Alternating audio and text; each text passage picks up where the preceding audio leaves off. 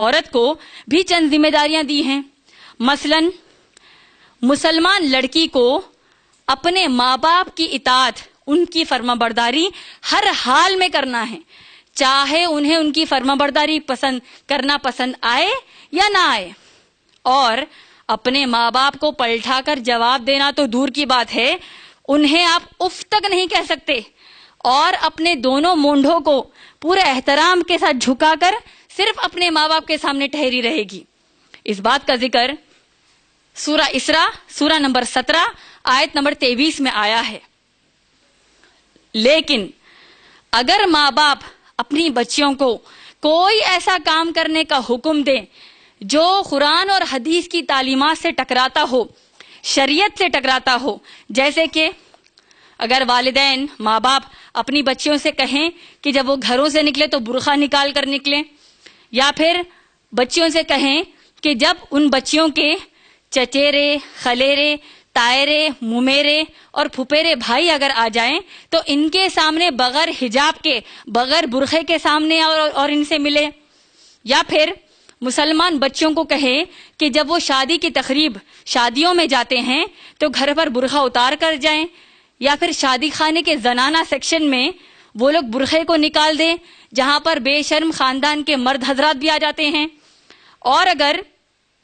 مسلمان بچی کو یہ کہا گیا ہے کہ تم اپنا برقع جب بھی گھر سے باہر نکلو نکال دو اور اس کو بالکل ابھارا نہیں گیا،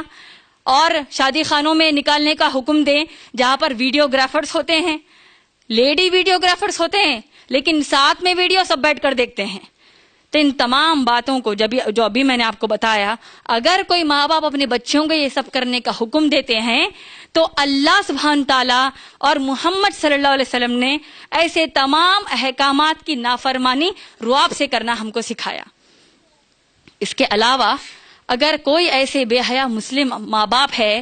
جو اپنی بیٹیوں کو اسکول اور کالج کے اسٹیج پر بے حجاب ہو کر ماڈلنگ کرنے کو کہے، یا پھر آوارہ فلم ایکٹرز کی طرح ناچنے گانے کا حکم دے، تو ایسے ماں باپ کے حکم کی نافرمانی کی جائے گی.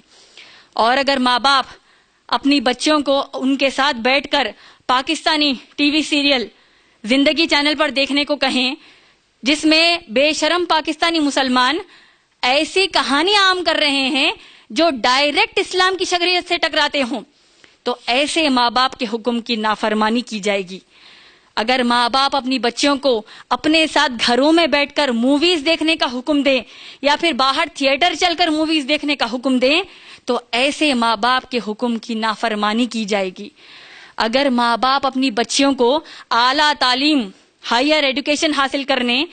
اپنے سے دور رہ کر اکیلے، بغیر کسی کفیل، بغیر کسی ولی کے اکیلے پڑھنے کا حکم دیں تو ایسے ماں باپ کے حکم کی نافرمانی کی جائے گی. اور اگر ماں باپ آپ کو اپنی خود کی شادی میں مانجے، سانچخ جیسے رسومات کرنے کا حکم دے،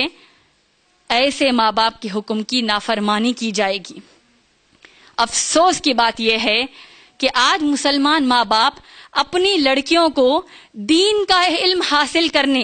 دین کا کام کرنے، لوگوں کو اسلام کی دعوت دینے سے رکا رہے ہیں. لیکن اگر وہی لڑکیاں، وہی ان کی بیٹیاں انہیں غیر اسلامی چیزوں کی اجازت مانگتی ہے، جیسے فرینڈز کی برتھ ڈے سیلیبریٹ کرنا، خود کی برتھ ڈے سیلیبریٹ کرنا، فرینڈز کے ساتھ گھومنا پھرنا، کزنز کے ساتھ گھومنا پھرنا، فرینڈز کے ساتھ ہوٹلنگ کرنا، فرینڈز کے ساتھ فارم ہاؤسز پر پارٹیز کرنا، یا ان کے میل کلیگز، میل فرینڈز کے ساتھ گھومنا پھرنا، یا کال سینٹر سے یا ایجوکیشن سینٹر سے بے حجاب ہو کر دیر رات تک، لیٹ نائٹ جاب کے بعد ڈرائیور کے ساتھ اکیلے آنا. یہ تمام کے تمام چیزیں اگر اولاد اپنے ماں باپ سے اجازت لیتے ہیں، یہ تمام غیر اسلامی چیزوں کی اجازت لیتے ہیں، تو جو ماں باپ اپنی بچیوں کو دین کا علم حاصل کرنے سے رکاتے ہیں، دین کی دعوت و تبلیغ کرنے سے رکاتے ہیں، ان تمام غیر اسلامی کاموں کو رعب سے، فخر سے اجازت دے رہے ہیں. مختصر میں یہ کہ اسلام نے جس طرح مسلم باپ کو اپنی بیٹی کے تمام ضروریات پورا کرنے کی ذمہ داری دی ہے، اسی طرح مسلم لڑکیوں کو یہ حکم دیا کہ وہ اپنے ماں باپ کی فرما برداری کریں جب تک کہ وہ کوئی ایسا حکم نہ دے جو قرآن یا حدیث کی شریعت سے ٹکراتا ہو۔ اب آگے بڑھتے ہوئے دیکھتے ہیں کہ اسلام میں مسلمان عورت کے نکاح کے تعلق سے کیا احکامات، کیا تعلیم ہم کو ملتی ہے۔ اللہ سبحانہ تعالیٰ نے سورہ بقرہ سورہ نمبر 2 آیت نمبر 2 سے 21 میں فرمایا کہ کوئی مسلمان لڑکی مسلمان لڑکے کے علاوہ کسی بھی مذہب کے ماننے والے لڑکے سے شادی نہیں کر سکتی، چاہے اسے وہ غیر مسلم لڑکا کتنا بھی پسند کیوں نہ ہو۔ اور اگر کوئی مسلم لڑکی کسی غیر مسلم لڑکے سے شادی کر لیتی ہے بغیر نکاح کے سنت طریقے کے، تو پھر اسلامی شریعت کے حساب سے اسے زنا کاری اور حرام کاری کہا جائے گا۔ اللہ سبحانہ تعالیٰ نے قرآن مجید میں وہ ننیالی اور ددیالے رشتہ داروں کے نام بتائے جس سے عورت نکاح نہیں کر سکتی۔ جیسے